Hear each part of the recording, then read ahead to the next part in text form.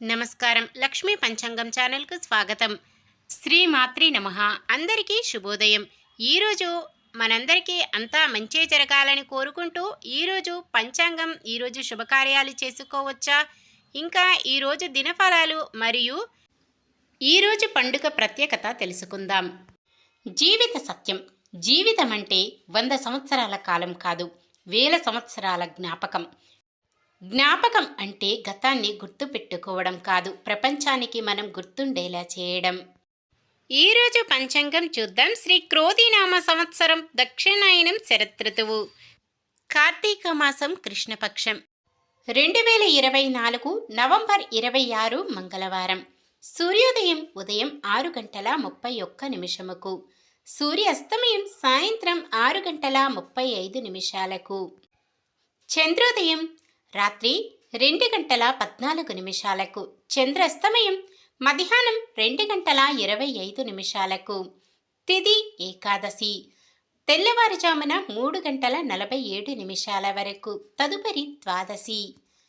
నక్షత్రం హస్త తెల్లవారుజామున 4:28 వరకు. తదుపరి చిత్త. కరణము భవ మధ్యాహ్నం 2:24 వరకు.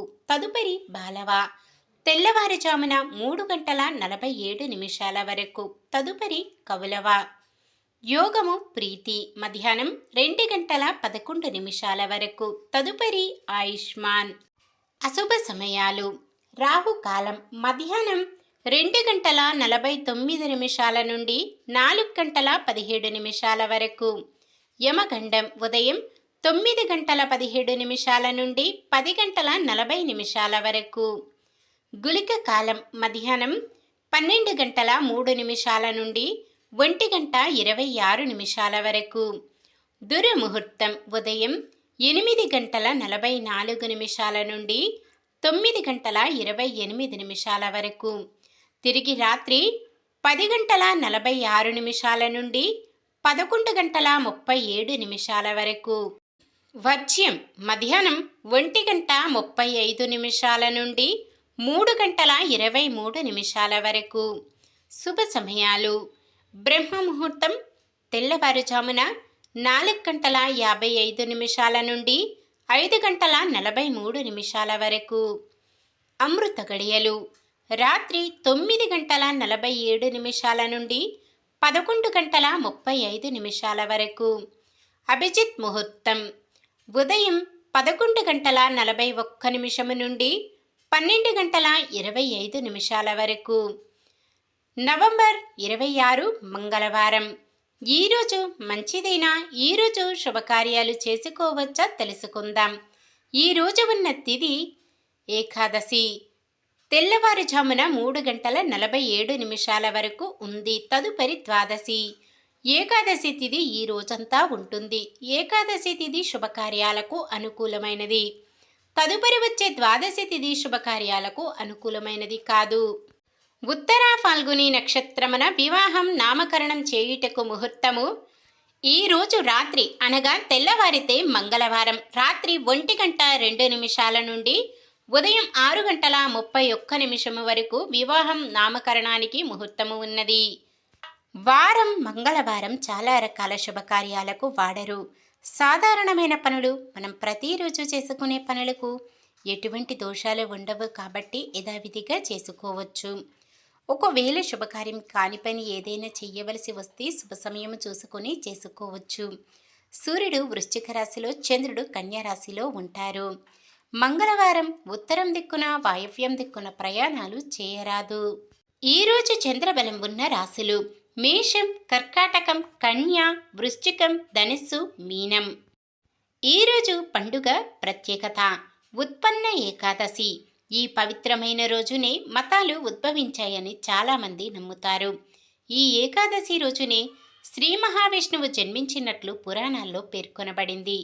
అందుకే ఉత్పన్న ఏకాదశి వ్రతం శ్రీ మహావిష్ణువుకు అంకితం ఇవ్వబడింది. ఈ రోజున ఉపవాసం ఉండడం వల్ల విష్ణువుతో పాటు లక్ష్మీదేవి అనుగ్రహం లభిస్తుందని, ఈ కారణంగా తమ జీవితంలో డబ్బుకు కొరతే ఉండదని చాలామంది నమ్ముతారు. పద్మపురాణం ప్రకారం ఈ ఉత్పన్న ఏకాదశి రోజున వ్రతాన్ని ఆచరించిన వారికి మోక్షం లభిస్తుంది. నిన్న మేమడిగిన ప్రశ్నకు సమాధానం. అర్జునుడు ఇంద్రకీలాద్రి గిరిపైన కఠోర తపస్సు చేసి శివుణ్ణి మెప్పించి పాశుపతాస్త్రం పొందారు. ఈరోజు ప్రశ్న: సంవత్సరం మొత్తంలో ఎన్ని ఏకాదశులు ఉన్నాయి? 12, 18, 22, 24. సమాధానాన్ని కామెంట్లో తెలపండి. ఈరోజు పుట్టినరోజు మరియు పెళ్లి రోజు జరుపుకుంటున్న వారందరికీ ఆ శ్రీ మహావిష్ణువు లక్ష్మీదేవుల ఆశీస్సులు ఎల్లప్పుడూ ఉండి వారంతా సుఖ సంతోషాలతో సకల సంపదలతో జీవించాలని మనస్ఫూర్తిగా కోరుకుంటున్నాను. ఈరోజు మన దినఫలాలు ఎలా ఉన్నాయో తెలుసుకుందాం. మేషరాశి: దూర ప్రయాణాలు ఉంటాయి, బంధువులతో విభేదిస్తారు. వృషభ రాశి: ఆదాయం సమృద్ధిగా ఉంటుంది.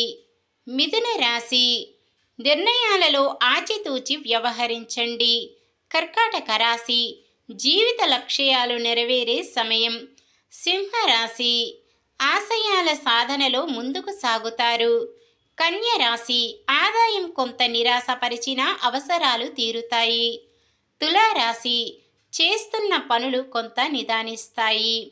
వృశ్చిక రాశి: సంఘంలో గౌరవం పెరుగుతుంది. ధనుస్సు రాశి: గొడవలకు దూరంగా ఉండటం మంచిది. మకర రాశి: ఆదాయం కొంత పెరిగి రుణబాధలు తొలగుతాయి. కుంభరాశి: మీ ఆశయాలు నెరవేరుతాయి. మీనరాశి: అనుకోని ఖర్చులు ఎదురవుతాయి.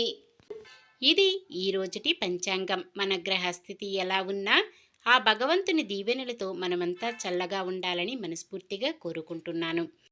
మన బలానికి దైవ బలం తోడైతే అద్భుతాలు జరుగుతాయి. ప్రతిరోజు మర్చిపోకుండా దైవనామస్మరణం చేయండి. జై శ్రీరామ్.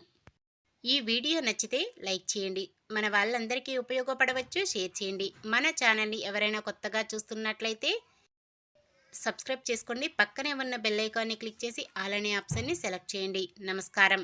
లోకా సమస్త సుఖినో భవంతు.